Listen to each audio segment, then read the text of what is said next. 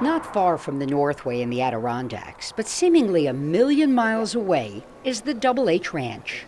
With Lake Vanier at its doorstep, it's the prototype summer camp, with an exception. The campers. They're facing life-threatening illnesses. But the very kids the camp aims to embrace are often too sick to come and spend a week here. They're hospitalized, but they're not going to miss out. They figured out a way to bring the camp experience to them. It's Scott from Camp on the Go. Part Peter Pan, part social worker, and every inch the quintessential camp counselor, Scott LaLoya is the engine powering Camp on the Go, the outreach arm of the Double H Ranch. I just knock on their door and I bring that camp energy and I bring that camp spirit. He even brings a campfire.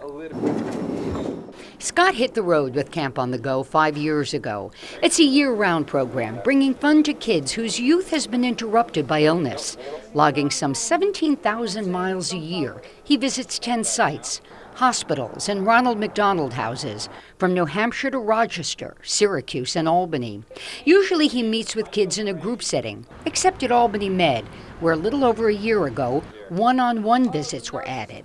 Sometimes they're in pain when I walk in, or they're sad. But you see the transformation within the 30 minutes that we're working on a project. You want to do some camp fun?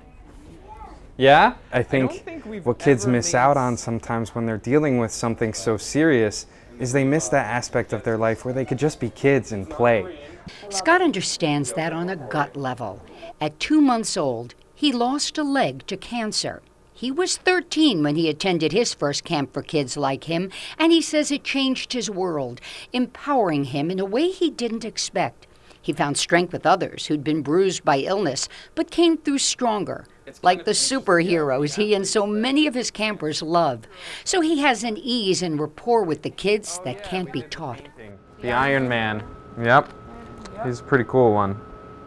He's keenly aware the rest of the family needs a little merriment, and he has a knack for getting them in on the fun.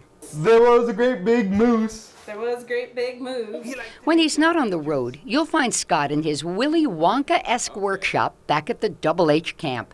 It's a veritable supermarket of goods for every arts and craft project you can imagine, including some that might raise a parent's eyebrows.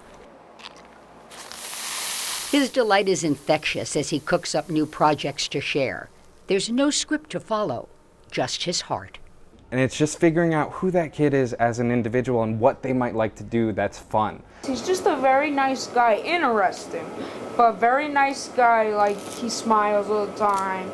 We're both survivors, so we have something similar. So to be able to go into an environment where they might be scared, they might be intimidated, and to bring something so empowering and fun. And then what do? By the time I leave, they're smiling or they're laughing, or I learn so much about their interest and what they like to do. It's a very rewarding experience and very humbling.